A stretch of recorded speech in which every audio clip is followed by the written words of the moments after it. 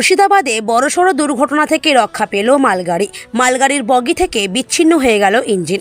মুর্শিদাবাদ জেলার ফারাক্কার খোদাবন্দপুর এলাকায় চলন্ত মালগাড়ি থেকে বিচ্ছিন্ন হয়ে গেল ইঞ্জিন। জানা গিয়েছে রবিবার সকালে ধুলিয়ানের দিক থেকে ফারাক্কার দিকে ওই মালগাড়িটি যাবার সময় ফারাক্কার খোদাবন্দপুর এলাকায় ইঞ্জিন থেকে মালগাড়ির বগি বিচ্ছিন্ন হয়ে যায়। যদিও বিচ্ছিন্ন হয়ে যাওয়া বগিগুলি ইঞ্জিনের পেছনে লাইনের উপরে দাঁড়িয়ে যাওয়ায় বড়সড় দুর্ঘটনা থেকে রক্ষা পাওয়া গিয়েছে। তবে বারংবার এই ধরনের দুর্ঘটনায় রেলের গড়িমসি নিয়ে প্রশ্ন থেকেই যাচ্ছে।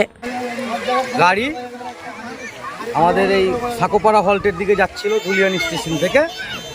এই যাওয়ার পথে খোদাবন্দপুরের সামনে আমাদের হঠাৎ করে অর্ধেক বগিগুলো চলে গেছে একদিকে সাকোপাড়া হল্টের দিকে, আর একদিকে খোদাবন্দপুরের সামনে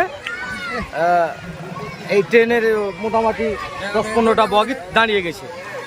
মানে কানেকশন ছিন্ন হয়ে গেছে, আলাদা আলাদা ভাগ হয়ে গেছে।